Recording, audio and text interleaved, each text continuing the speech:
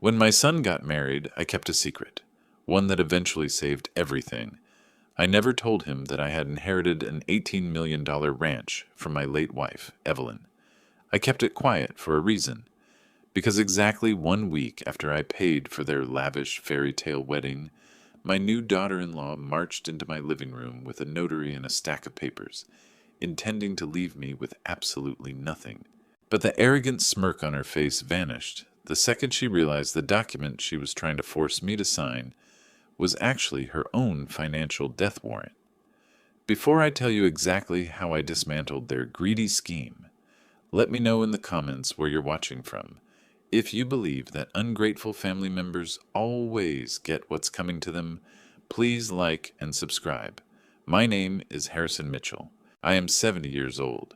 I spent my entire life working as a heavy machinery mechanic. For 40 years, I came home every single night with a sore back and grease permanently stained into my fingernails, all to ensure my family had a stable life. I am a simple man. I drive an old truck, I wear flannel shirts, and I keep to myself. To Brittany, I was just a washed-up, broke mechanic covered in oil. She knew nothing about my real finances. She didn't know that my late wife came from an incredibly old, wealthy family. Evelyn and I chose a simple life, not because we were poor, but because we preferred it. Brittany only saw the surface. Just 7 days ago, she demanded the most extravagant wedding in Chicago. She wanted swan-shaped ice sculptures, imported flowers, a live jazz band, and a custom designer gown. I paid for every cent of it without a single complaint. I drained a huge portion of my savings because my son, Tyler, begged me to do it. He said it would make her happy. He said it would give their marriage a perfect start. And now, 7 days later, she was standing in my living room, demanding that I sign over the deed to the very roof over my head. "Harrison," Brittany said, her voice dripping with fake concern, "Tyler and I have been talking. We are really worried about you living here alone. Your health isn't what it used to be, and this house is just too much work for you." I looked up at her, keeping my face completely blank. "My health is perfectly fine, Brittany. I take walks every morning and I cook for myself." She waved her hand dismissively, as if my words were just the rambling of a confused child. "Oh, you know how quickly things change at your age. Today you're fine. Tomorrow you could take a fall on the stairs. Tyler and I decided that we need to start managing your assets. It's the responsible thing to do. We found a lovely assisted living facility out of town. It's very affordable. But before we move you in, we need the deed to this house transferred to our name. That way we can sell it, use the funds to cover your care, and invest the rest for our future family." The air felt like it was sucked right out of my lungs. A nursing home? A cheap state facility? She was standing in the home I had shared with my wife for 40 years, telling me she was going to lock me away and profit off my house to fund her own lifestyle. I slowly shifted my gaze past Brittany toward the hallway. Tyler walked in behind her. He was 32, wearing a stylish business casual outfit, holding a craft coffee he'd picked up on the way. He was my son, the boy I taught to ride a bike, the boy I stayed up late helping with math homework, the boy I worked double shifts in a dirty garage to put through college. Tyler leaned against the doorframe. He refused to make eye contact with me. He was staring at his smartphone, scrolling impatiently, pretending he was completely disconnected from the brutal conversation happening right in front of him. "Tyler," I said, my voice low and heavy, "do you hear this? Are you part of this?" Tyler shifted uncomfortably. He finally glanced at me, but his eyes quickly darted to the floor. "Dad, don't do this. Be reasonable," he muttered. "Brittany is right. You're getting old. We have to think about the future. It's just a piece of paper. It will make things easier for everyone."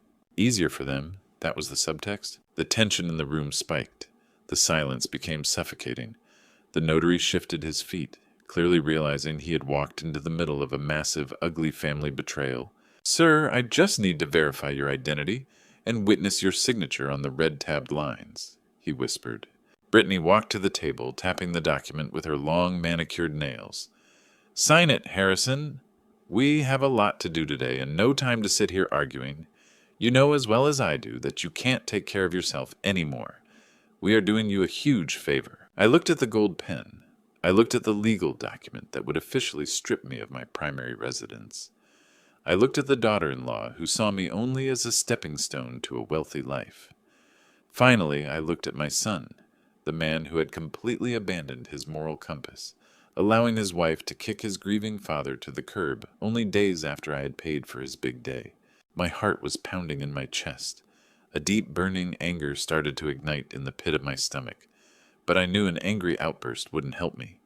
Yelling would only give Brittany the ammunition she needed to prove I was emotionally unstable. I needed to be smart. I needed to be highly strategic. I took a slow, deep breath, trying to calm my racing pulse. I reached for the gold pen. I let my fingers tremble, performing the part of a broken, defeated old man perfectly. As my fingers hovered over the pen, a million memories flooded my mind. I remembered the day Evelyn and I bought this house. It needed a total overhaul. We spent months painting walls, sanding hardwood floors, and planting flowers in the backyard. Every corner of this property held a piece of our beautiful history. Handing it over to this woman, a stranger who started calculating our net worth the moment she entered our lives, felt like a total desecration of my wife's memory.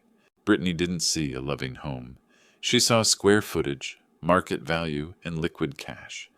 She saw a way to fund the extravagant lifestyle she constantly showed off on the internet.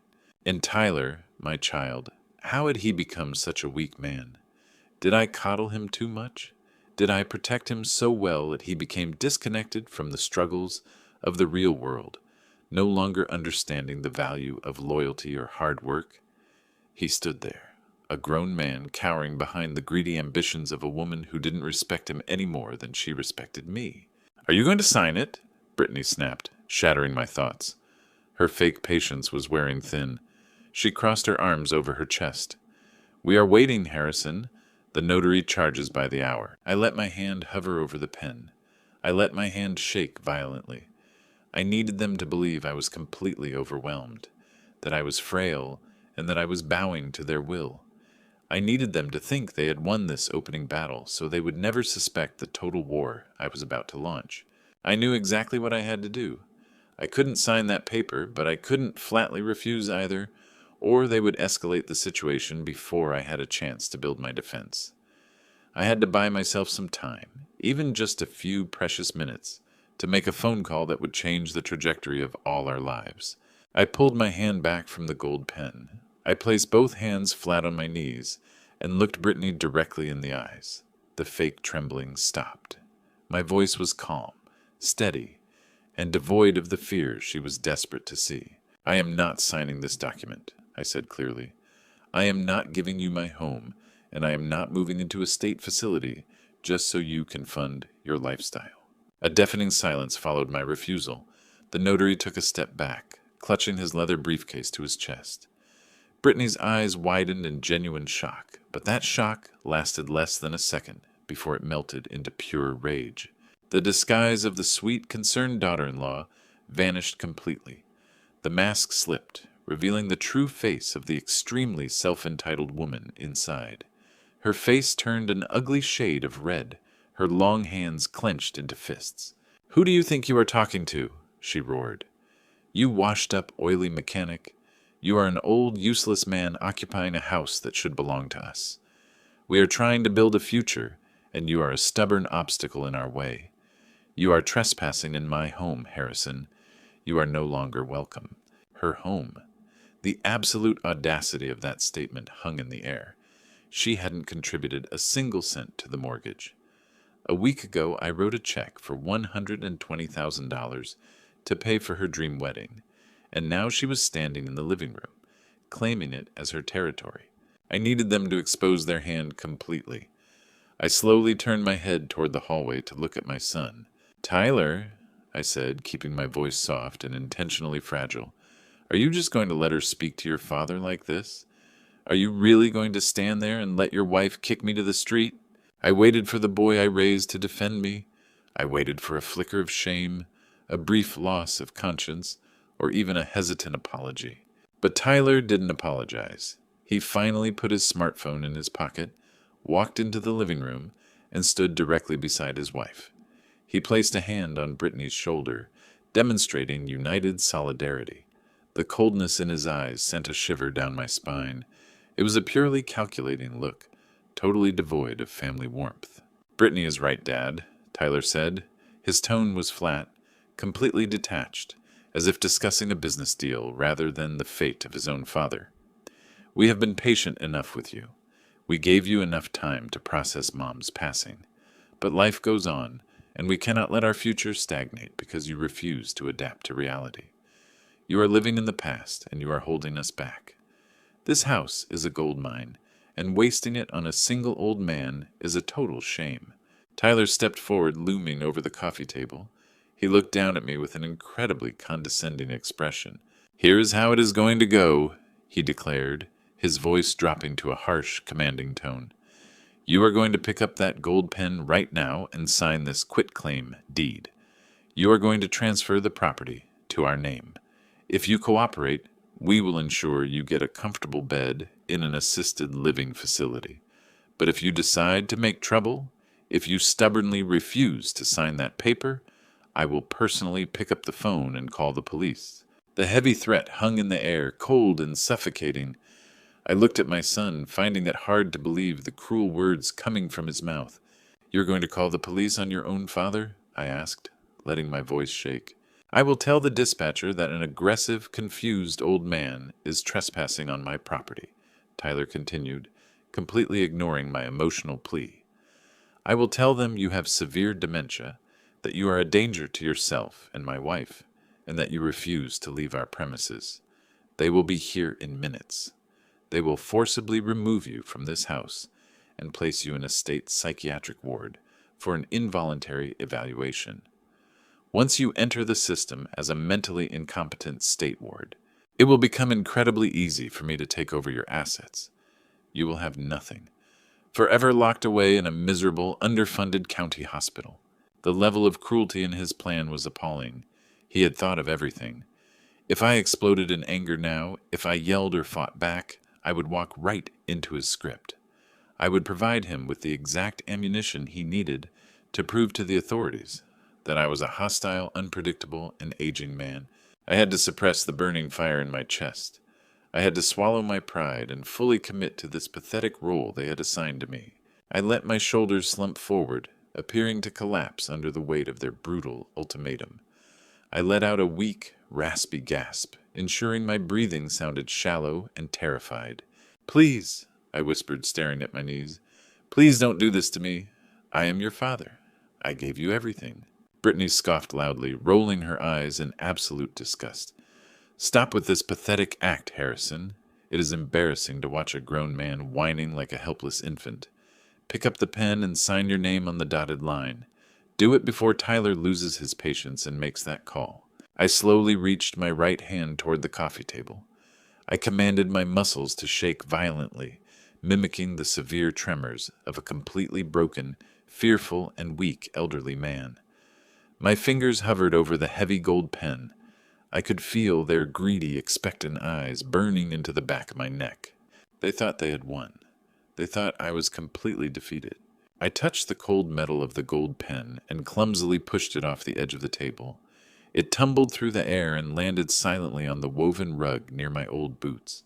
"Oh, I am extremely sorry," I stammered, looking down deeply to hide the sharp, calculated focus in my eyes. "My hands are shaking too much. I don't seem to be able to hold anything right now. I feel very dizzy and my chest hurts quite a bit. I need a minute to calm my nerves." Tyler groaned in extreme frustration and pinched the bridge of his nose. "You are unbelievable," he muttered angrily. I stared blankly at the gold pen. The performance was flawless. They had cornered me, not realizing that this was a corner I had designed. I had bought myself the precious window of time I desperately needed. Now I just needed to calmly execute the next key step of my silent counterattack without them realizing it. I stared at the pen on the rug, intentionally making my breathing shallow and raspy. I pressed my hand flat against the center of my chest, gripping the worn fabric of my flannel shirt as if my heart were physically failing. "I am truly very sorry," I whispered, my voice carrying a trained, fragile tremor. My chest feels very tight, and my vision has become very blurry. The letters on that legal document are all mixing together. I just need to catch my breath for a few minutes and go upstairs to get my reading glasses. Brittany let out a loud, dramatic sigh of extreme annoyance, throwing her expensive handbag onto the nearby armchair. "You must be joking," she snapped, crossing her arms tightly. "We do not have all day to deal with this nonsense." Tyler nervously ran a hand through his styled hair, looking at the notary who was awkwardly staring at the ceiling.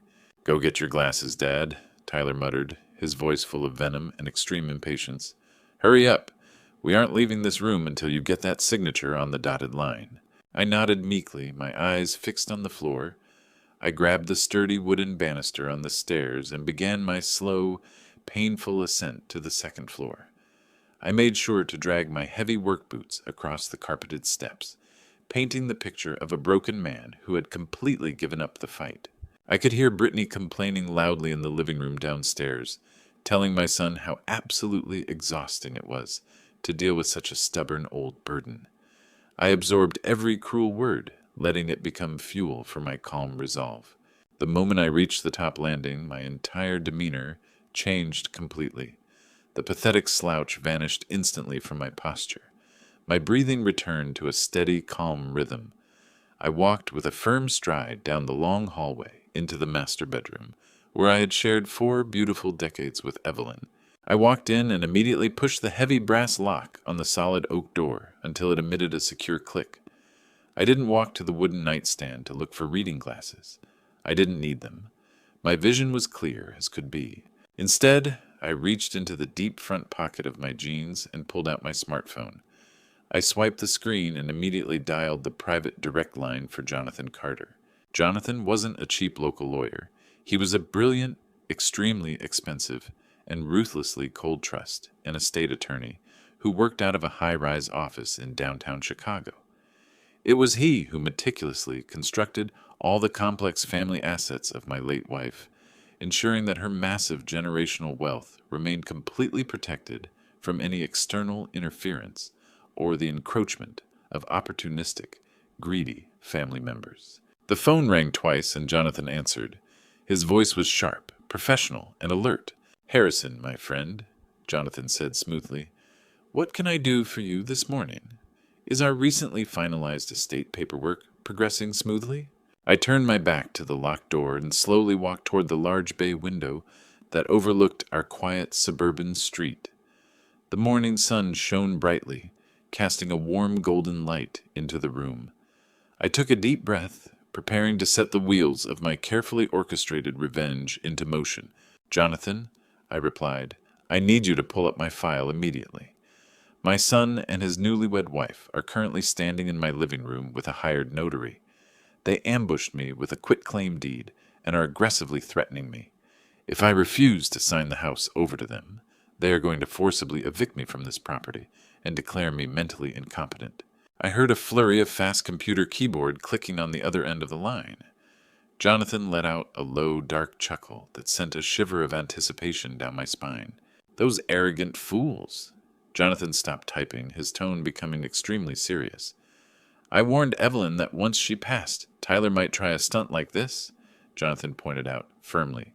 "His wife has clearly accelerated his greed. I assume you haven't signed any of the papers they put in front of you?" "Absolutely not," I confirmed. I faked a panic attack, telling them I needed my reading glasses. They actually believe they have cornered me. They think I am just an ignorant, helpless mechanic who will blindly succumb to their cruel intimidation tactics to keep the peace. "Let them keep thinking that," Jonathan suggested smoothly. "We will use their blinding arrogance against them." As I listened to Jonathan outline the initial steps of our legal defense, my gaze drifted to the polished wooden dresser by the window. There sat a photo of my late wife, Evelyn, in a beautiful silver frame. She was smiling brightly in the photo, wearing a wide-brimmed hat, standing proudly against a backdrop of breathtaking snow-capped mountains and endless green pastures. I reached out and gently touched the edge of the cold silver frame with my thumb. Brittany saw nothing more than a broke, uneducated mechanic who had spent his life turning wrenches for a meager hourly wage. She thought she was the smartest person in the room, moving pieces around to steal my simple suburban home. What she didn't know was that my late wife and I had been hiding a massive and stunning secret from the world for decades. 3 years ago, Evelyn knew her health was starting to decline slowly. She also knew that her son was becoming increasingly obsessed with maintaining a flashy, expensive lifestyle. To protect her legacy from Tyler and any spouse he might marry in the future, Evelyn secretly transferred absolute ownership of the brightest jewel in her family's crown. She bypassed traditional inheritance structures entirely under the law. She signed and handed over the absolute ownership of a 1,500-acre, breathtaking estate that sits right in the heart of Bozeman, Montana. It was a piece of raw, highly coveted real estate surrounded by crystal-clear rivers, dense pine forests, and towering mountain peaks. This was an area where billionaires were desperately pouring in to buy land, driving real estate values to skyrocket. That magnificent Montana ranch, without any mortgage or lien, currently carried a staggering valuation of $18 million, and Evelyn had quietly, legally, and permanently transferred it solely into my name. It belonged entirely to the ignorant, oil-covered mechanic who was currently standing in the master bedroom. I smiled warmly at the photo of my beautiful late wife, feeling a deep wave of immense gratitude for her incredibly extraordinary foresight and extremely intense, protective wisdom. "Jonathan," I said into the phone, keeping my voice extraordinarily steady, smooth, and extremely cold. "I want you to prepare all the necessary legal injunctions immediately. I am going to walk back downstairs, and I am going to let those fools blindly play their greedy, pathetic little cards. They will never foresee this catastrophic counterattack, and I am going to make them pay." Jonathan remained in perfect silence on the other end, letting my intense declaration settle between us. He knew better than to interrupt a man who had just fully accepted the painful reality of family betrayal. I took a slow breath, letting the anger crystallize into a sharp, unshakable focus. I needed to explain to him exactly how I knew this dark ambush was coming. I detailed the lavish wedding reception that had taken place exactly 1 week ago. It was an opulent feast held at a high-end hotel downtown. The ballroom was draped in white silk and expensive imported floral arrangements. Hundreds of guests drank premium champagne, celebrating the so-called perfect union of two young lovers. I had been desperately seeking a moment of quiet refuge to escape the deafening noise of the live jazz band. I walked down a quiet, dimly lit hallway leading to private restrooms at the back of the venue. Thick mahogany doors muffled the loud music from the main hall. As I approached the corner, I heard the sharp, distinct click of expensive high heels on the polished marble floor. I recognized the arrogant, rhythmic sound immediately. It was Brittany. She was pacing back and forth in a narrow alcove outside the men's restroom, speaking rapidly into her phone. I instinctively stopped, pressing my back flat against the cold wallpaper, completely hidden in the deep shadows out of her sight. I didn't intend to eavesdrop on a private conversation, but the sheer venom in her tone froze me immediately. She wasn't speaking to a close friend or a relative. She was in aggressive negotiations with a well-known commercial real estate agent who specialized in the wealthy western states. Her cruel words cut through the quiet hallway like a serrated blade. I clearly heard her describe a truly chilling plan.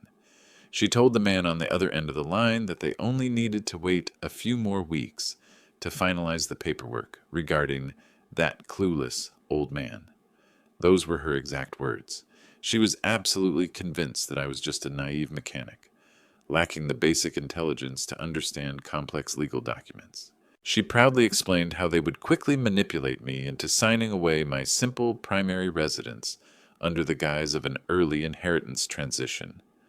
Once that house was legally in their greedy hands, she detailed the next extremely sinister stage of her grand plan with glee. She planned to forcibly send me to a cheap, severely underfunded state-run nursing facility, ensuring I would never be able to interfere in their lives again.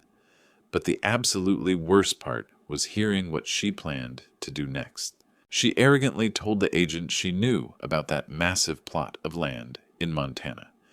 She falsely assumed that once they declared me completely mentally incompetent, the land would automatically pass to Tyler through normal probate channels. She ordered that greedy agent to start quietly drafting an aggressive liquidation contract for the property. She wanted to sell that pristine $18 million ranch to the highest corporate bidder the second they obtained legal guardianship of my estate.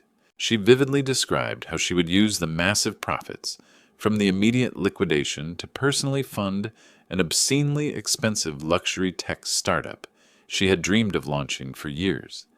She talked about destroying my entire life and selling off the precious, sacred generational legacy of my beautiful late wife, in a tone that was extremely casual and cold, just like someone blindly ordering an ordinary cup of coffee. Standing in the cold shadows of the hallway, my heart physically ached. I desperately wanted to believe this was merely the evil ambition of a greedy daughter-in-law. I prayed my son was completely unaware of this incredibly horrifying plot. But my desperate hope was violently shattered just seconds later. The thick door of the men's restroom swung open, and Tyler walked out, straightening his expensive custom silk tuxedo jacket. He walked casually toward his bride and wrapped his arm comfortably around her waist. I held my breath, fearing they would hear my heart pounding against my ribs. Brittany ended her call with a bright, triumphant laugh. She turned to my son and kissed his cheek. She happily told him that the eager agent was completely ready to push forward with the sale of the Montana property as soon as they obtained the required legal signatures from that pathetic mechanic. Tyler didn't gasp in shock. He didn't reprimand her for plotting to lock his grieving father away in a miserable facility. Instead, he looked down at her and nodded in complete agreement. He coldly told her the strategy was flawless, adding that they only needed to play the role of caring, loving children for a little longer, until the ink that had just dried on the document faded. At that exact moment, the father deep inside me died completely. Hearing his casual words of complicity severed the last fragile string of paternal protection remaining in my soul. My son had turned into a cold, heartless, hollow shell of a man, poisoned by an endless desire for a flashy lifestyle. The agonizing flashback ended in my troubled mind, quickly snapping me back to the cruel reality of the locked and very quiet bedroom. Jonathan listened with absolute, unwavering professionalism as I recounted that dark night. When I finally finished, his voice came back through the speaker, carrying the heavy weight of absolute legal certainty. "Harrison," he said, speaking slowly and deliberately, to ensure I understood the immense power I currently held. "Let them calculate. Let them plot. Your assets are absolutely impenetrable and totally airtight. Evelyn was an incredibly brilliant woman. The way we constructed the trust and the strict property transfer guarantees ensures that Tyler and his vicious wife will never be able to legally touch a single blade of grass in Montana. They are chasing a ghost." I felt a huge, reassuring wave of relief wash over my tired shoulders. I sincerely thanked Jonathan for his unwavering dedication to protecting my late wife's final wishes. I instructed him to prepare the necessary defensive documents and remain highly vigilant about our next moves. We ended the call, and I carefully slipped my phone back into the deep pocket of my worn-out jeans. I walked slowly toward the heavy wooden dresser and opened the top drawer. I reached in and pulled out a pair of old reading glasses covered in scratches. I slid them onto my face and looked out through the slightly dirty lenses. I took one last look at Evelyn's beautiful photo, silently promising her that I would absolutely not allow those vultures to destroy the magnificent legacy she had entrusted to me. I unlocked the heavy bedroom door and walked back into the carpeted hallway. It was time to go downstairs. It was time to face the impatient pack of wolves waiting in my living room. They had no idea that the frail old sheep they were trying to corner was actually quietly building an inescapable, deadly trap. I placed my hand heavily on the wooden stair banister and slowly walked down the carpeted stairs. Every step I took was highly deliberate and carefully calculated. I reached the bottom landing, paused, took a slow, deep breath, and stepped into the living room. Brittany was tapping her expensive high heels against the hardwood floor at a frantic pace. She had her arms crossed tightly over her chest, her face twisted into an ugly expression of extreme impatience. The hired notary was still standing awkwardly by the sofa, constantly checking his silver watch, clearly wanting to escape this toxic environment.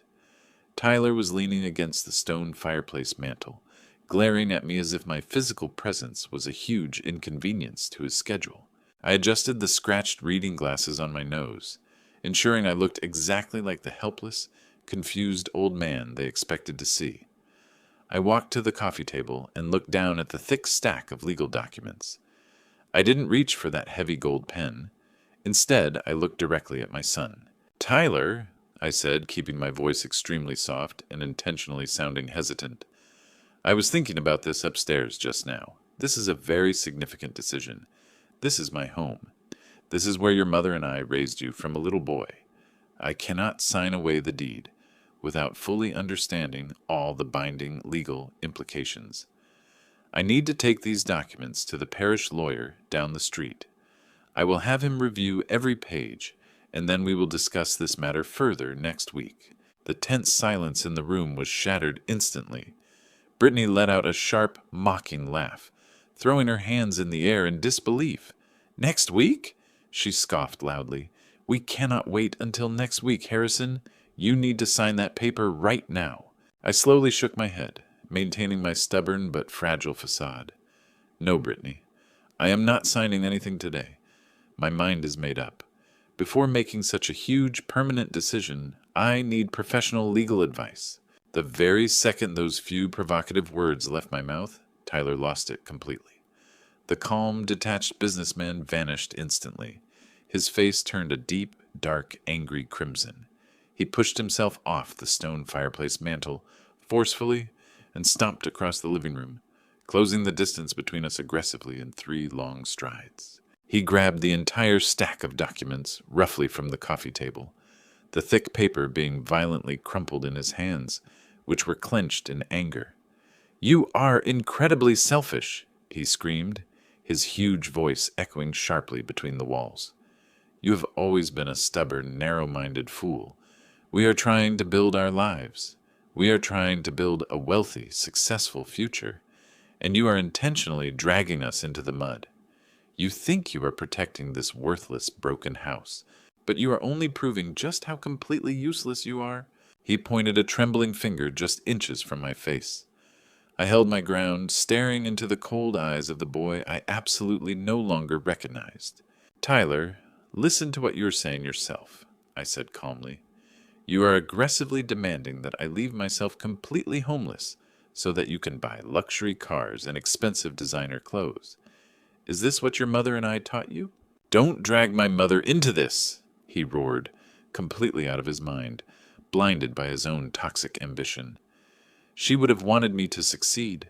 She would have wanted me to have absolutely everything I deserve in this world. You are the only one standing in my way. You are a huge deadweight, Dad. If you walk out that door now, if you stubbornly refuse to sign this deed today, you are completely dead to me. Do you hear me? You are dead to me." He stepped closer, looming over me with pure, unadulterated malice. "If you ruin this financial deal for us, you will never set foot in my house again. You will never be part of our lives again. When Brittany and I finally have children, you will never be allowed to see them. You will die alone in a cheap, dirty facility, and your future grandchildren won't even know your name. That is my final promise to you." The absolute coldness of his cruel threat hung heavy in the air. He was actually using unborn children as a psychological weapon, just to steal a piece of real estate. I looked at his angry, twisted face, and a deep, painful sadness settled deep in my chest. I no longer had the urge to argue. I no longer felt the need to desperately beg for his affection or mercy. All I felt was that chilling epiphany. My beautiful wife had been completely right all along. Evelyn knew this exact, devastating moment would eventually happen. Before she passed away 6 months ago, when her physical body was rapidly failing, but her brilliant mind remained extremely sharp, she called me into our quiet bedroom. She gripped my calloused hands tightly, warning me that our son was on an extremely dark path. She saw clearly that his increasing obsession with a flashy lifestyle, showy sports cars, and superficial status symbols was slowly, but surely, eroding his moral foundation. She saw Brittany constantly fueling that toxic ambition, manipulating him into a greedy, self-entitled hollow shell who only cared about money. Evelyn begged me to be careful. She told me that true character only reveals itself when large sums of money are placed on the table. She made me promise to test him. She made me swear a solemn oath to see whether he would choose his family or his relentless greed when pushed to the absolute edge. I desperately hoped she was wrong. I wanted to believe that the kind, honest boy we had raised was still buried somewhere deep inside that expensive custom suit. But standing here now, listening to him viciously threaten to erase me from his life over a simple property, I knew she was completely right. The test was over, and Tyler had failed in the most spectacular, devastating way possible. I looked at Brittany, who was standing firmly behind him with a triumphant, extremely victorious smirk on her face. She thought Tyler had broken me. She thought the threat of family isolation would force me to grovel and sign the documents. They believed my love for my son was a weakness they could exploit infinitely. They were dead wrong. I adjusted my posture, standing slightly straighter. My voice no longer trembled. It was completely solid, without a hint of fear or hesitation. "I understand your terms, Tyler," I said clearly, meeting his angry gaze without flinching. "You have made your priorities very clear today." I turned my back to them and walked slowly toward the front closet to get my old canvas jacket. I didn't look back. I didn't offer any more apologies. I was prepared to leave this hollow, arrogant victory to them, because I knew very well that the true consequences of their actions were already waiting patiently in the shadows. I walked up the stairs for the last time. The wooden steps groaned under my heavy boots. Every sound felt like a silent farewell to this house, where I had spent the best years of my life. I entered the guest room that had become my temporary sanctuary over the past week. I pulled a worn leather suitcase from deep in the closet. Its edges were heavily worn, bearing the clear scars of decades of travel. I laid it open on the simple twin bed and began carefully folding my few items. I packed 3 faded flannel shirts, a few pairs of sturdy jeans, and my reliable mechanic's coveralls. I didn't have expensive custom suits or designer watches like my son. My entire wardrobe was probably cheaper than the imported shoes Brittany was currently wearing. As I placed my simple clothes into the worn suitcase, I listened carefully to the sounds drifting from the living room downstairs. The heavy silence of the house was completely shattered by a sudden, sharp pop. It was the clear, joyful sound of a pressurized cork being forcibly released from a premium glass bottle. I slowly zipped up the worn suitcase and gripped the frayed leather handle. I walked into the hallway and down the stairs. As I descended, the crisp, cheerful sound of crystal glasses clinking together drifted toward me from the direction of the modern open-concept kitchen. I paused near the bottom step, completely hidden in the dim shadows of the adjacent hallway. I peeked out from the edge of the drywall, observing the incredibly painful scene unfolding before me. Tyler and Brittany stood by the wide marble island. Brittany was pouring bubbling golden liquid into 2 tall, elegant crystal champagne glasses. It was an expensive vintage champagne, the kind they only opened for major milestones. She handed a glass to my son, her face absolutely shining with a triumphant, smug glow. Tyler raised his crystal glass high into the air, a bright, relaxed smile blooming on his face. "To our new beginning," Tyler declared proudly, his voice carrying a light, carefree tone. "To a future with no unnecessary dead weight holding us back." Brittany laughed brightly, tapping her glass against his with a crisp, musical chime. "To finally getting rid of the ultimate freeloader," she added viciously, taking a long sip of the celebratory drink. I stood frozen in the cold shadows, listening to my own flesh and blood openly celebrating my painful exile. They were drinking expensive champagne to commemorate the exact moment they left an old man completely homeless. They didn't feel a single ounce of guilt. They expressed not a second of remorse for discarding me like a broken surplus piece of furniture. They had been completely consumed by their own arrogant greed. I gripped the handle of the worn suitcase tightly. I knew I needed to maintain the performance I had meticulously constructed until the very last second. I walked out of the dark hallway and into the brightly lit entryway. My heavy boots thudded against the polished hardwood floor, announcing my final departure. Tyler and Brittany stopped laughing immediately. They put down their crystal glasses and turned to watch me approach the heavy front door. I kept my shoulders slumped forward, my gaze fixed firmly on the floor. I didn't look at the champagne bottle. I didn't acknowledge their cruel, heartless celebration. I just reached out with a trembling hand and turned the cold brass doorknob. The heavy wooden door swung open, revealing the dark, cold night sky. A biting cold wind rushed into the warm house, biting my face and tugging at the collar of my canvas jacket. I stepped over the threshold, dragging the worn suitcase behind me. I played the part of a miserable, deeply abandoned father with absolutely flawless acting. I paused on the concrete porch for less than a second, giving them one last chance to call me back. I waited for Tyler to realize the massive gravity of what he had done, but the only sound that followed me into the cold darkness was the loud, decisive slam of the heavy front door closing behind me. The sharp click of the deadbolt locking into place marked the absolute end of our relationship. I walked slowly along the paved driveway toward my old, reliable pickup truck, which was parked under the dim light of a flickering street lamp. The winter chill penetrated my thin jacket, but I barely noticed the temperature drop. My thoughts had already raced miles ahead, fully focused on the complex steps of the massive counterattack I was about to launch. I heaved the worn suitcase into the rusted truck bed. I climbed heavily into the driver's seat and pulled the heavy door shut. I inserted the metal key into the ignition and turned it forcefully. The old engine roared to life, emitting a familiar and comforting rumble in the dead silence of the night. I turned on the headlights, casting a bright yellow beam onto the frosted road surface. As I shifted into drive and slowly drove away from the manicured suburban lawn, my entire physical posture shifted dramatically. The heavy, miserable slouch evaporated instantly. I straightened my back against the worn leather seat. I rolled my shoulders, took a deep, steady breath, and let the crisp winter air fill my lungs. I looked into the rear-view mirror, watching the bright lights of their mansion slowly fade into the dark, distant shadows.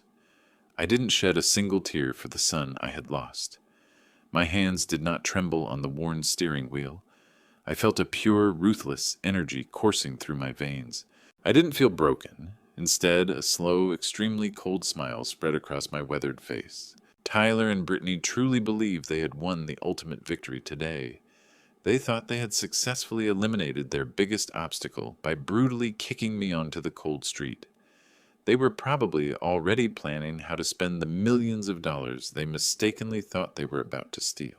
But what those arrogant fools completely failed to realize was that my worn, ragged suitcase didn't just contain a few folded flannel shirts and old jeans. Safely hidden beneath the synthetic fabric lining of that worn leather bag was a heavily encrypted high-capacity hard drive. For the past 4 weeks, that silently spinning hard drive had been actively receiving and permanently recording high-definition audio and video signals from 6 micro, state-of-the-art surveillance cameras that I had quietly and skillfully installed in every major room of their house a few weeks ago. I knew exactly what they were going to do next because I had intentionally left the bait they were currently looking for. I had absolute and total surveillance of every corner of their secret lives, and I would eagerly watch their greedy empire burn to the ground, leaving them with absolutely nothing in the near future. I drove through the frosted streets, leaving the sprawling suburbs behind as the shining skyline of downtown Chicago began to rise in the distance. My truck heater rattled, pushing warm air against the icy windshield. I didn't drive toward a cheap motel, nor did I drive toward that desolate state facility that Brittany had gleefully selected for my final days. Instead, I navigated my rusted vehicle into the pristine underground parking garage of the most exclusive five-star hotel in the financial district. The valet blinked in surprise at my grease-stained boots and worn jacket, but his hesitation vanished the second he took a heavy, solid black metal card from me. It was an invitation-only account, linked directly to Evelyn's strictly protected private trust, offering almost unlimited limits. Tyler and Brittany had spent 3 years meticulously tracking my meager pension checks, completely blind to the massive generational wealth locked behind this sleek metal card. I bypassed the reception and took a private elevator straight to the top floor. The mahogany doors opened to reveal a stunning penthouse suite overlooking the icy waters of Lake Michigan. I threw my suitcase onto the plush designer rug and walked straight to the large glass dining table. I took a slim laptop out of a hidden compartment in my bag. I plugged in the encrypted hard drive, and my fingers moved with the precision of someone who had planned every detail of this night. The computer screen flickered to life, casting a cold blue light in the dark, silent room. I confidently started the secure monitoring software, and within seconds, a grid of 6 high-definition video feeds occupied my screen, showing real-time footage inside various rooms of my son's house.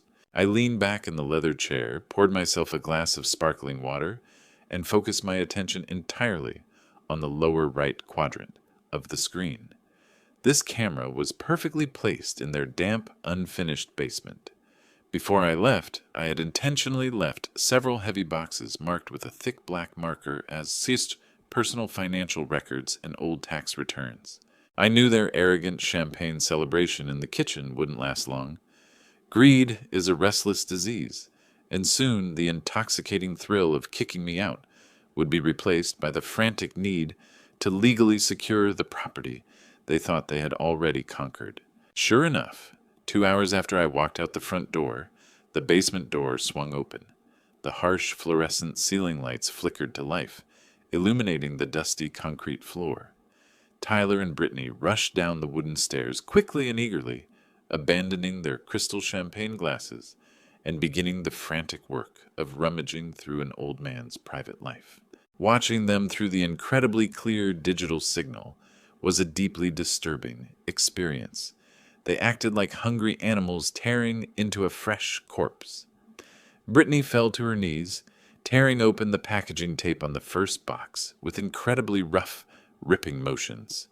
She began carelessly tossing decades of my life over her shoulder. Old family photo albums, faded birthday cards from when Tyler was a child, and bundles of heartfelt love letters I had written to Evelyn were all dumped onto the dirty floor. She didn't stop to look at a single photo. She stepped without hesitation on the precious memories of a mother who loved her son unconditionally. She was blindly searching for bank statements, looking for hidden account numbers, looking for anything that would allow them to immediately and legally obtain my assets. Tyler was right beside her, tearing through a stack of old utility bills and expired insurance policies, his face twisted into a mask of pure desperation. He was sweating profusely, cursing under his breath every time a folder proved to be completely empty and useless. I carefully zoomed in on the camera footage, enhancing the audio to hear their frantic conversation. Tyler tossed a stack of useless receipts aside, complaining bitterly that I must have hidden the property deed elsewhere. Brittany retorted, her voice sharp and forceful, ordering him to keep digging until his fingers bled. They were tearing apart our family history, searching for a shortcut to wealth. I watched this pathetic display of moral bankruptcy with absolute emotional detachment. The pain of betrayal had burned itself out, leaving only the cold ash of resolve. More than a week ago, I had meticulously crafted the specific contents of these boxes. I removed any documents with real emotional or financial value, replacing them with mountains of meaningless files designed to exhaust and frustrate them. But at the very bottom of the third box, safely tucked into a bright red folder, was the ultimate poison bait. I watched the brightly glowing screen patiently, waiting for the inevitable moment. They spent nearly an hour in a frantic, exhausting search. Brittany let out a groan of frustration, dumping the last stack of files onto the concrete floor. The bright red folder slid out from the pile, landing right at Tyler's feet. He wiped the sweat from his forehead and slowly bent down to pick it up. I leaned closer to the laptop screen, my heart beating in a steady, rhythmic rhythm. Tyler opened the red folder and began scanning the bold black text on the first page. I watched his eyes widen dramatically. His mouth fell open, emitting a silent gasp. He grabbed Brittany's shoulders, shaking her roughly, and shoved the document into her hands. Brittany's eyes scanned the page quickly, processing the legal jargon. Fatigue vanished from her face, instantly replaced by a wicked, triumphant, ear-to-ear grin. She let out a sharp, happy scream and wrapped her arms tightly around Tyler's neck. They jumped up and down in the middle of the devastated basement, celebrating their discovery. They had found exactly what I wanted them to find. It was an expired medical power of attorney. 2 years ago, long before Evelyn passed away, I was sent to the hospital for an emergency appendectomy. It was a standard procedure, but hospital protocol required me to designate a legal agent to make medical decisions on my behalf in the event of a rare complication during surgery. I naturally assigned those emergency medical rights to my son. The document explicitly granted Tyler specific, incredibly limited power over my medical directives for a fixed period of exactly 30 days. After I recovered and was discharged, the document expired legally, making it completely invalid and useless. I threw it into a filing cabinet and forgot all about it until I needed to prepare the perfect bait for my trap. As I watched them dancing in the basement, clutching this expired document, I knew exactly what was racing through their greedy, twisted minds. To a desperate, uneducated thief, a piece of paper with an official legal seal, with the title Power of Attorney printed in bold, looked exactly like a golden ticket to infinite, unimaginable wealth. I sat in the quiet luxury of the penthouse suite downtown, eyes glued to the glowing monitor. The digital clock in the lower right corner of the screen showed it was now the next morning. Tyler and Brittany had barely slept. They had been pacing back and forth in the living room all night, frantically whispering about their newfound treasure. This expired medical document had ignited a dangerous fire in their minds, but both of them knew that a piece of paper limiting power to healthcare decisions couldn't allow them to touch my financial assets. They needed to modify it. They needed to transform it into a weapon capable of unlocking the vaults they believed I had hidden away. Right at 9 a.m., the heavy front doorbell rang.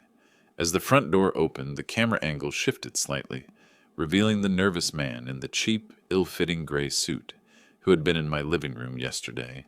It was the corrupt notary. He scurried in, looking back as if he expected the police to be following him. Brittany took him straight to the dining room table, where that red folder was already waiting. She served him a cup of coffee, but her voice was tight with impatience. I leaned closer to the screen, turning up the audio to catch every detail. The notary sat down heavily, wiping a bead of sweat from his upper lip. Tyler placed that old medical power of attorney on the table, pointing to the specific paragraph that restricted his power to hospital decisions. He told the notary that they needed to remove those restrictions entirely. He explained that his father had become completely uncooperative and that they needed immediate legal control over the entire estate.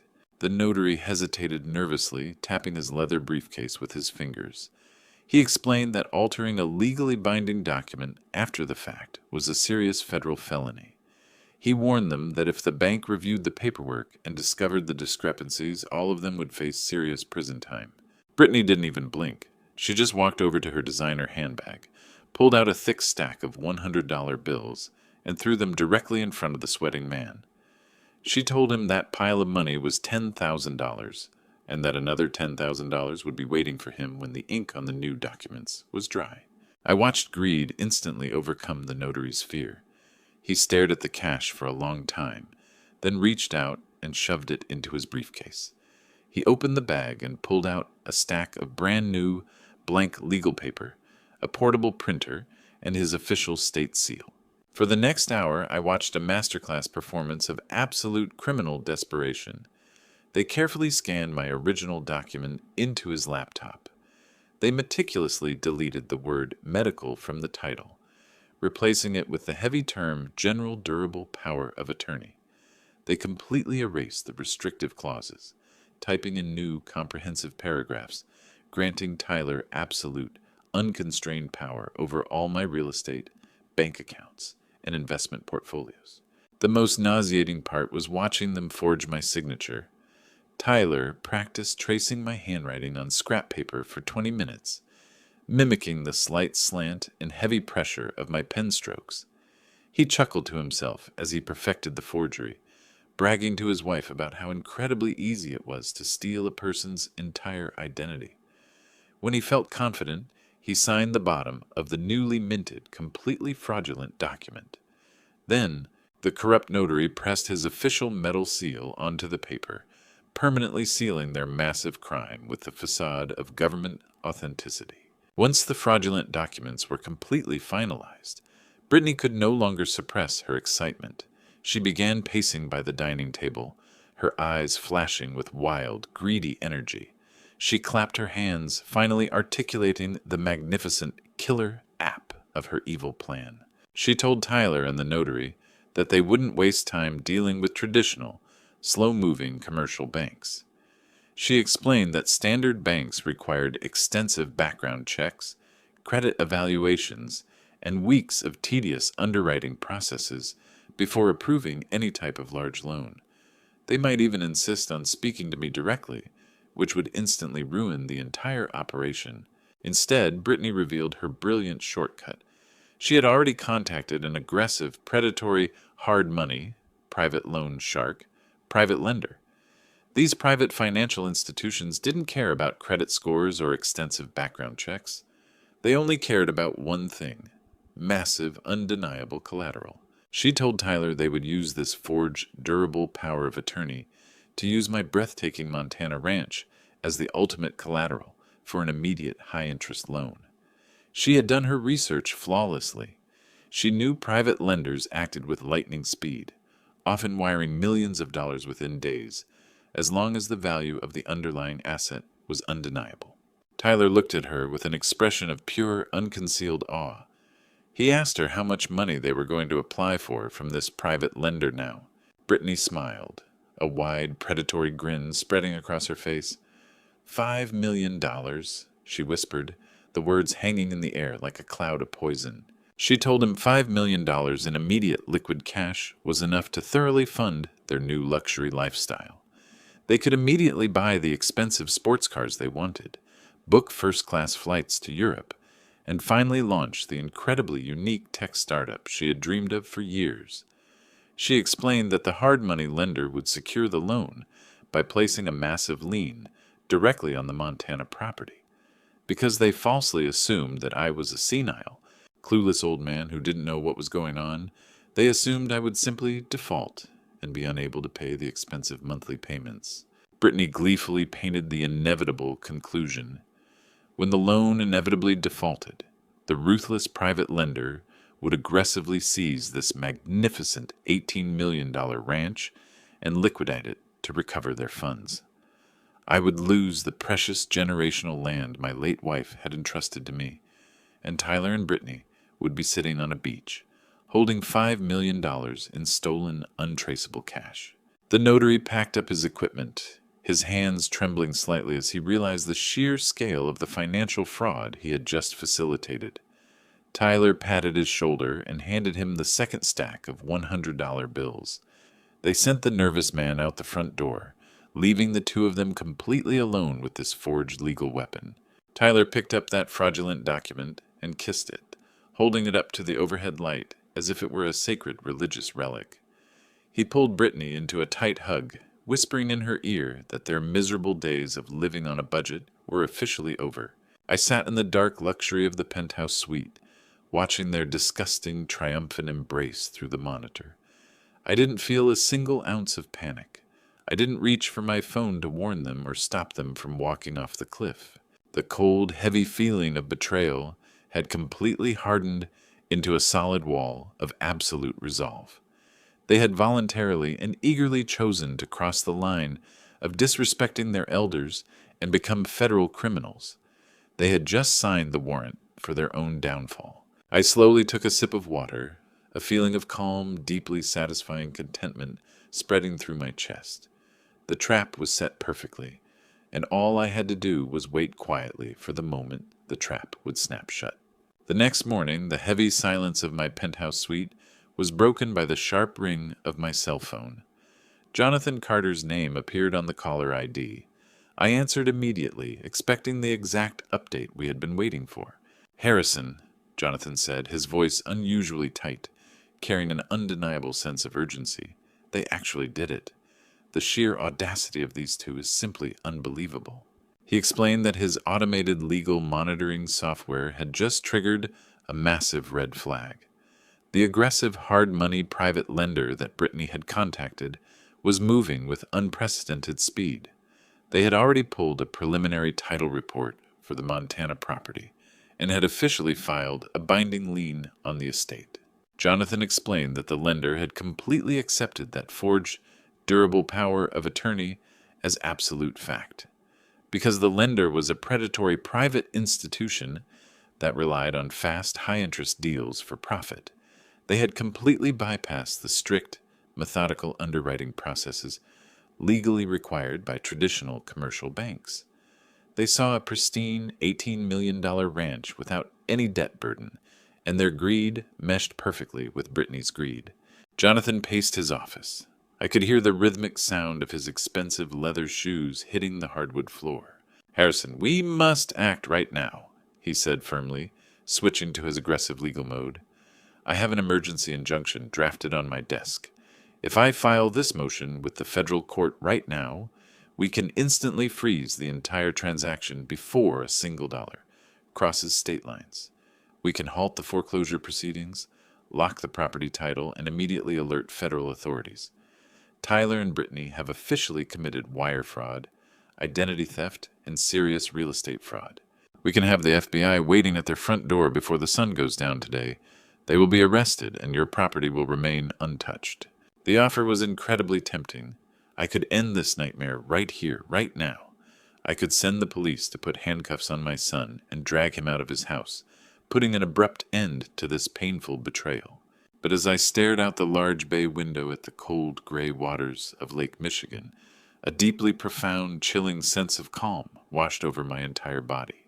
I remembered the absolute cruelty in Tyler's eyes when he threatened to banish me to a miserable nursing home. I remembered Brittany holding a glass of expensive vintage champagne, gleefully celebrating my so-called destruction. If I stopped them right now before the funds actually changed hands, they would hire cunning defense attorneys.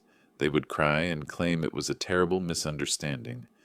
They might even try to blame everything on that corrupt notary, claiming they had no idea the documents were illegally tampered with. I couldn't leave them any room to escape the consequences of their evil actions. "No, Jonathan," I said smoothly, my voice as cold as the winter wind outside the window. "Do not file the injunction. Do not alert the authorities, and absolutely, do not freeze the transaction. Let the lender finish the paperwork." Jonathan stopped pacing. A long, heavy silence fell on the other end of the line. "Harrison," he finally responded, with genuine concern laced in his tone, "if we don't stop this now, that predatory lender will wire $5 million directly into your son's personal checking account. They will place a massive, legally binding burden on Evelyn's generational land. You are allowing a massive financial crime against your own estate to be fully executed." "I know exactly what I'm doing," I replied with absolute, unshakable certainty. "If we stop the deal today, it remains an attempted crime. They will fight back and escape harsh punishment with lies. But if we let the lender wire that $5 million into their account, the crime is completely finished. The theft is executed irrefutably within federal boundaries. More importantly, Jonathan, I want them to spend that money. I want them to touch that money, use that money, and become completely dependent on that money. Let them taste the luxury lifestyle they are desperately trying to steal. Let them build their entire fragile kingdom on a foundation of absolute fraud. When the ground finally collapses beneath them, I want them to have absolutely nothing to hold on to." Jonathan let out a slow, heavy breath. I could hear deep respect and profound understanding settling into his response. "This is a brilliant yet terrifying strategy, Harrison," he acknowledged calmly. "I will monitor the wire transfer. The moment the funds hit their account, the trap will be officially locked.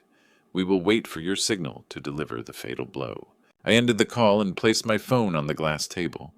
A heavy sense of anticipation settled in my chest. Tyler slowly lifted his tear-stained face from the dirt, his red, swollen eyes filled with absolute terror and pathetic remnants of hope.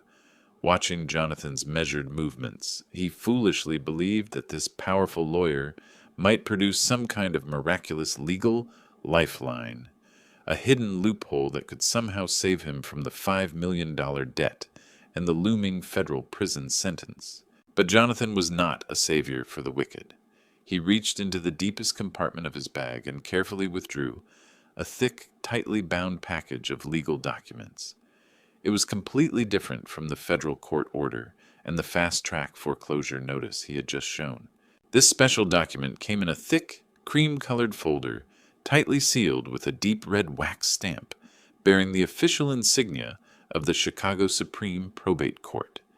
It was brand new, untouched, and absolutely sacred. Jonathan held this folder with a deep, visceral sense of awe, treating it with the absolute respect it deserved. He walked directly to me and held out the heavy document package, allowing Tyler to clearly see the large, elegant, handwritten cursive lettering printed on the cover. Tyler wiped his dirty, wet hands on his ragged designer jeans and squinted through his tears. He read the words aloud, his voice cracking into a sharp, pathetic whimper. "The last will and testament of Evelyn Rose Mitchell." The sound of his mother's full name ringing in the cold mountain air caused a violent and visible shiver to tear fiercely through his entire trembling body.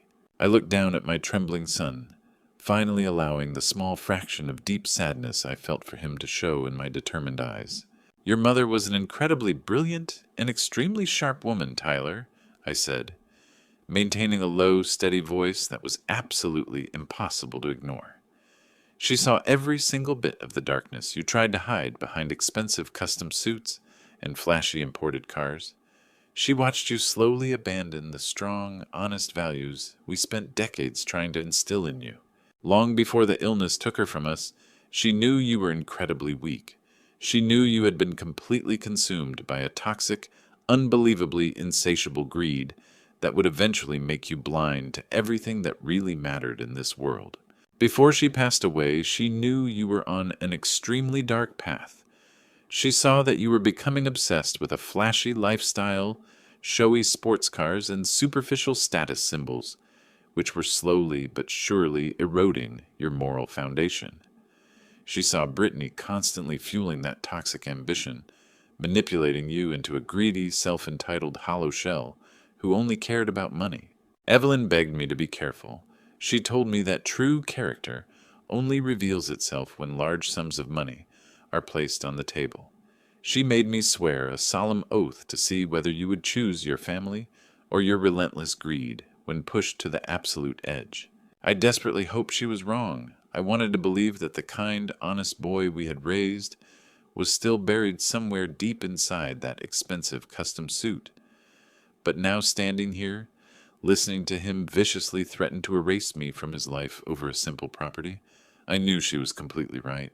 Evelyn didn't just leave you a few commemorative trinkets or a meager savings account, I explained slowly, spitting out each syllable with incredibly sharp precision. 2 years ago, by working directly with Jonathan, your mother quietly liquidated several of her lucrative private investments. She amassed a massive amount of incredibly clean, totally legal, and absolutely untraceable liquid cash. She locked all of this pure money safely into a heavily defended, incredibly private blind trust fund. She intentionally constructed this massive financial instrument to be completely invisible in any public record, ensuring that any greedy spouse or predatory lender would never be able to discover its existence. I watched Tyler slowly lift his head, his tear-filled eyes widening in sudden, painful realization. The absolutely shocking truth finally began to penetrate his thick, arrogant skull. The total validated value of that hidden trust account was exactly $10 million, I said firmly. watching the color drain completely from his pale, dirty face once again. $10 million, pure debt-free cash. Tyler, it was destined to be entirely yours, completely clean. This was a massive sum of perfectly legal wealth, requiring absolutely no forged signatures, no corrupt notaries, and no predatory high-interest loans. Your mother carefully designed this trust to automatically and directly transfer full, unrestricted ownership of the entire $10 million balance to your personal bank account on the morning of your 35th birthday. She wanted you to have the absolute freedom to build the luxury lifestyle you so desperately craved, without ever having to compromise your soul to get it. You were already a millionaire, Tyler. You only needed to wait quietly for 3 more years, just 3 short years, and it would have landed perfectly and safely in your hands. Tyler stared at me with wide eyes so large they looked as if they might shatter at any moment. His mouth opened and closed soundlessly, struggling to organize language that didn't exist. He tried to digest the scale of the wealth he had just learned about. $10 million. Clean, legal, and waiting for him. But just as he prepared to open his mouth to beg for that money, Jonathan stepped forward, holding that open, brand-new cream-colored folder. This brilliant lawyer looked down at the ruined man kneeling in the dirt, his expression completely devoid of any sympathy. Evelyn wasn't just generous, Jonathan said, his crisp voice piercing the cold mountain air. She was also incredibly realistic about seeing the darkness taking root in your character. She knew that simply handing you a massive fortune would either be your ultimate salvation or your complete destruction. Therefore, she explicitly instructed me to build a highly specific, unbreakable, legal, fail-safe directly into the foundation of the blind trust. Jonathan pushed up his silver-framed glasses and looked down at the heavy parchment. She called it a character clause, he explained calmly. It was a set of strict behavioral conditions that you had to maintain to inherit these funds. Evelyn wanted to ensure that the wealth she spent a lifetime accumulating would never be used to reward cruelty, abuse, or unconstrained greed. She demanded that her son prove himself worthy of this inheritance before being allowed to touch a single cent. Jonathan cleared his throat and began reading the contents of the final will directly. The legal language was sharp, precise, and relentless. The clause explicitly states that if Tyler Mitchell is found to have committed any elder abuse against his father, Harrison Mitchell, the trust will immediately be voided, Jonathan read aloud. Furthermore, if Tyler attempts to forcibly evict his father from his primary residence, or if he attempts to illegally manipulate, mortgage, or sell the Montana estate before his father's natural death, the entire $10 million balance of the trust will immediately and permanently change beneficiaries. Jonathan put down the document and looked Tyler directly in the eyes. Evelyn designated a very specific, severely underfunded children's hospital in downtown Chicago as the alternate beneficiary, and because you explicitly conspired to evict your father, forged a durable power of attorney, and fraudulently mortgaged this exact property, you have undoubtedly triggered every single violation listed in this clause. As of 8 a.m. this morning, when the predatory lender completed the fraudulent wire transfer based on your forged signature, the automatic legal trigger within the trust was permanently activated. The entire $10 million was immediately wired to the hospital. The transfer is completely irrevocable. The money is all gone, Tyler. It is already saving the lives of sick children, and you will never see a single cent of it. The massive scale of his own sheer stupidity finally smashed into Tyler like a collapsing brick wall. He had been so incredibly desperate to fund his wife's luxurious delusions that he completely ignored the love and security his mother had quietly built for him. He had eagerly traded at a guaranteed, legal $10 million fortune for a $5 million fraudulent loan that was currently destroying his life. By listening to the toxic whispers of his greedy wife, by choosing to treat his grieving father like a piece of disposable trash, he had definitively burned his massive inheritance to the ground. He burned down his own magnificent castle, just to steal a few pathetic pieces from the ruins. Tyler let out a visceral, painful scream, a sound that tore from the very depths of his soul. It wasn't a cry of grief. It was the terrifying sound of a man mourning his own massive failure.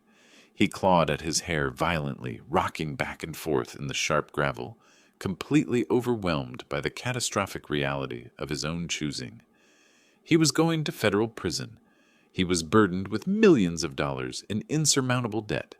He had lost his home, his car, his career, and his father, and all of it was caused by himself. He was the sole architect of his own absolute destruction. Every lie he told paved the way for this moment. Just as Tyler was drowning in the ocean he had created, Brittany was experiencing her own terrifying epiphany. She stood silently near the luxury SUV, her brain frantically calculating the devastating legal and financial blow Jonathan had just delivered. The arrogant smirk that usually adorned her face had been completely wiped away, replaced by a mask of pure, absolute terror. She slowly looked down at her sobbing husband. She realized with incredible clarity that the wealthy, successful man she thought she had easily manipulated to fund her luxury lifestyle was now nothing more than a broke felon. She was officially shackled to a man with zero inheritance, zero assets, and a massive federal target painted squarely on his back. She had alienated her own family to marry him, and now, due to her active role in the forgery, she was staring down the barrel of crushing poverty and serious criminal charges. This realization shattered whatever fragile sanity she had left. Brittany let out a deafening, hysterical scream. She lunged forward, expensive high heels kicking up dirt, and dove directly at Tyler. She descended upon him like a rabid animal, her manicured hands turning into vicious claws. "You absolute worthless idiot!" she shrieked hysterically, swinging her fists wildly at his head and shoulders. "You ruined everything. You lost $10 million. I hate you. I am divorcing you right now. I am leaving you." Tyler didn't even try to defend himself. He just curled into a pathetic ball, absorbing her physical blows as if he believed he deserved it. 3 armed county sheriff's deputies took action immediately. They rushed forward, heavy boots thudding against the driveway, and grabbed Brittany's arms. She struggled and kicked violently, spitting hateful curses at my son, and strong officers forcibly dragged her away from him. They pulled her back to the waiting line of patrol cars, her expensive fur-lined coat dragging in the mud. I stood on the porch, hands resting calmly at my sides, watching the chaotic, violent end of their marriage unfold right before me.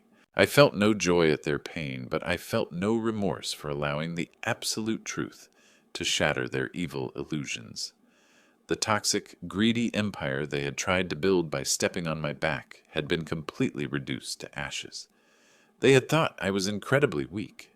They arrogantly thought my silence was a sign of total surrender.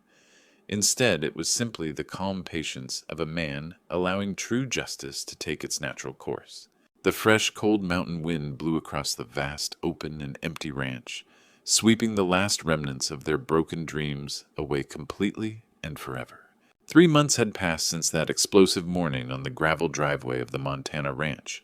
The crisp autumn wind slowly gave way to the heavy, freezing winter, burying the vast green pastures under thick, pristine snow. The violent, chaotic dust that Tyler and Brittany had kicked up upon their arrogant arrival had long since settled into the frozen dirt. Yet, in Chicago, the catastrophic consequences of their profound greed were still actively destroying every aspect of their miserable lives. The high-profile divorce between my son and his vicious wife was incredibly painful. A toxic spectacle played out in ruthless courtrooms and the unforgiving court of public opinion. Brittany, who once prided herself on crafting an image of absolutely untouchable luxury, was now drowning in the terrible nightmare of her own making.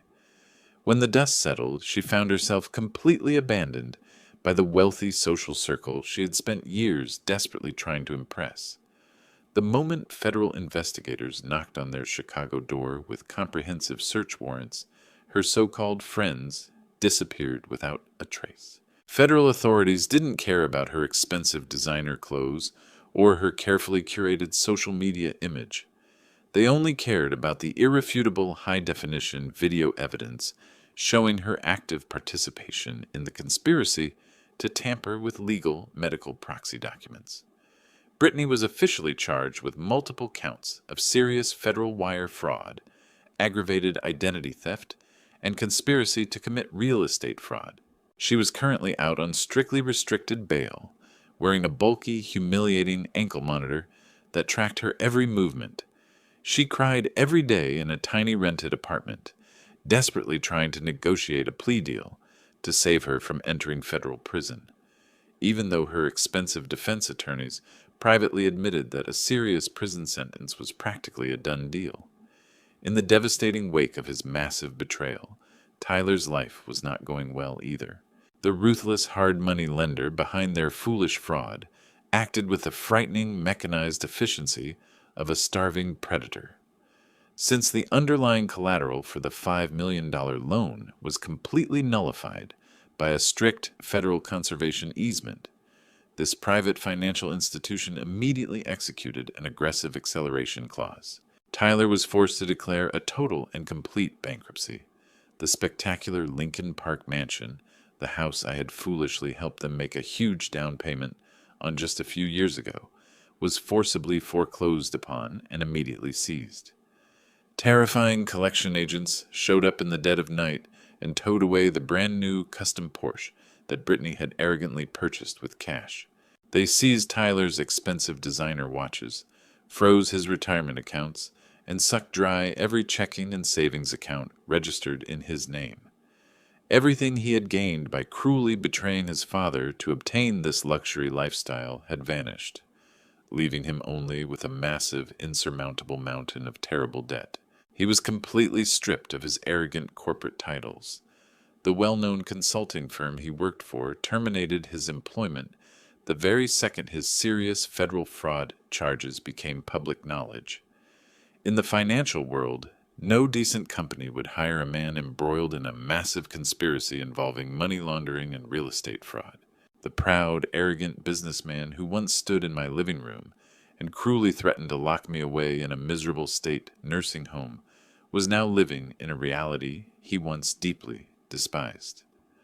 Tyler was forced to move into a tiny, cramped studio apartment in an extremely dangerous, severely neglected neighborhood on the far outskirts of the city.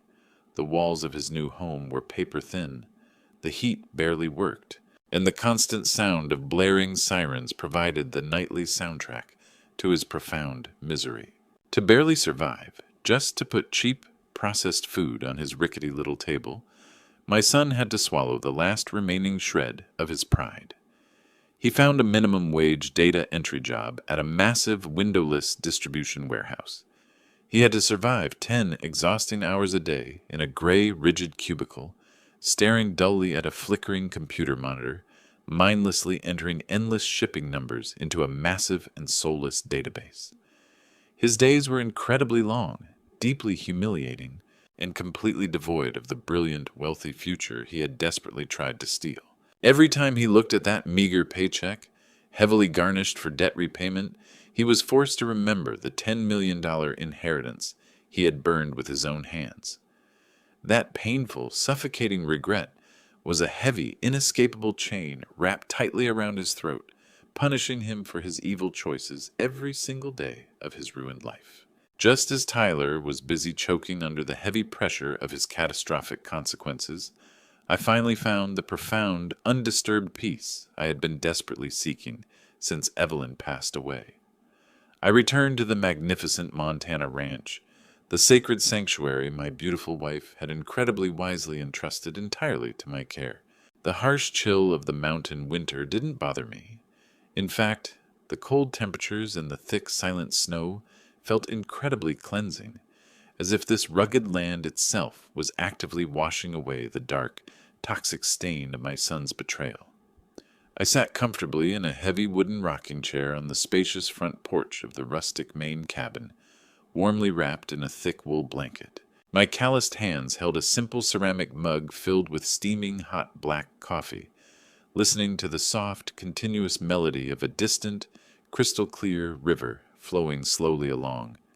The insane, ugly noise of the city, my daughter-in-law's cruel manipulations, and my son's heartbreaking failures felt like they belonged to an entirely different, incredibly distant past life. I was finally, truly, free. I didn't just sit on the porch and let my actual wealth gather dust in a hidden bank account. I knew Evelyn protecting this incredible legacy wasn't about an old mechanic spending the rest of his life in absolute, selfish isolation. She believed that true wealth was measured by how much sincere healing it could provide to those who were truly suffering. Honoring her magnificent final wishes became my ultimate driving purpose. Using a significant portion of the incredibly clean, perfectly legal funds safely tucked away in my private account, I began a beautiful transformation of this vast property. I didn't build the tacky, overpriced luxury resort that Brittany had arrogantly designed. Instead, I carefully established a small, quiet, and incredibly well-respected equine-assisted therapy center, specifically for severely disabled veterans. I hired experienced, compassionate horse trainers and purchased several gentle, incredibly intuitive rescue horses. We opened the heavy wooden doors of the ranch to those men and women carrying deep, invisible scars, providing them with a safe, sacred space where they could slowly rebuild their broken spirits through the incredible healing bond of horsemanship. I smiled warmly at the falling snowflakes, absolutely certain that my beloved Evelyn would be incredibly proud of the magnificent, lasting peace we had finally built together, firmly ensuring that her precious, sacred memory would beautifully endure for countless wonderful generations. The winter sun finally set below the jagged mountain peaks, casting long, dark shadows across the snowy ranch. A biting, cold wind began to blow, whispering softly through the dense pine trees. I took one last look at this pristine valley, feeling a deep chill finally penetrate my thick wool blanket. I stood up from the wooden rocking chair, my boots making a soft thud on the porch floorboards. I turned to walk into the main cabin and pulled the heavy oak doors shut tightly, keeping the cold night outside. The sudden silence of the interior was immediately comforting. The cabin was filled with the scent of aged cedar and the sweet aroma of pine wood burning in the massive stone fireplace. I walked into the kitchen, a simple space filled with memories, and poured myself a cup of freshly brewed, steaming hot black coffee. My calloused hands cradled the warm ceramic mug, feeling the steady heat radiating through my skin. I walked toward the worn leather armchair positioned right in front of the crackling fireplace. I sat down heavily, letting the deep comfort of the thick cushions swallow my tired bones. The golden flicker of dancing flames lit up the dark room, casting warm, soothing shadows against the rustic walls. After what felt like an absolutely long century, my shoulders relaxed completely for the first time. The tight, painful knot, composed of anxiety and betrayal, that had been painfully gripping my chest for months, finally unraveled. I was completely alone, but I didn't feel lonely. I felt an incredible, profound, and absolute calm. I slowly lifted my eyes, looking at the wide stone fireplace mantel located above the roaring fire. The beautiful photo of my late wife, Evelyn, in its beautiful silver frame, was placed perfectly in the very center. The warm firelight danced on her smiling face, making her look almost alive, as if she were sitting in the room with me. I took a slow sip of hot coffee, letting the bitter, rich flavor pull me back into the present moment. I spoke to her out loud, my voice steady and incredibly clear in this quiet cabin. I told her that I had done exactly as she asked. I told her that our beautiful sanctuary was completely safe, protected from the greedy, destructive, dark hands that had tried to tear it apart for their own selfish gain. I told her that the legacy she had spent a lifetime meticulously building was now absolutely safe, protected forever by conservation easements, and was now serving a truly noble purpose. I stared deeply into her bright, loving eyes in the photo, feeling a wave of profound, bittersweet emotion wash over me. I kept my solemn promise to her. I protected our sacred home, but to do so, I had to completely destroy the fictional world of our only son. This was not a victory I celebrated with joy. This was a solemn, incredibly heavy responsibility that I carried out with a broken heart. I told her how incredibly difficult it was to watch our boy kneeling in the dirt, begging for a redemption he didn't deserve. I told her how incredibly painful it was in the flesh to turn away from him when he needed me the most. But as I stared into the flames, I was absolutely certain I had made the only right choice. Tyler had allowed a toxic, insatiable greed to completely corrode his moral foundation. He voluntarily chose to align himself with a cruel, manipulative woman who viewed his own birth father only as an obstacle to be discarded. They eagerly conspired to forge legal documents, steal millions of dollars, and throw me into a miserable state facility without a single ounce of genuine remorse. If I had simply forgiven him, if I had paid off his massive debts, or protected him from predatory lenders, I would only have enabled his horrifying behavior. That would have been teaching him that he could commit federal felonies and abuse his family without ever facing any real consequences. Then I would have been an active accomplice to his moral destruction. By stepping back, by letting the incredibly cruel reality of the legal and financial systems crush his arrogant delusions, I gave the hardest, most painful lesson a father could possibly give. I forced him to stare directly into that terrifying abyss caused by his own terrible choices. I stripped away the luxury safety net he had always taken for granted. He was now living in a tiny, miserable studio apartment, working a grueling minimum wage job, and facing a lifetime of serious financial collapse. He was finally learning the true, undeniable value of hard work, honesty, and responsibility.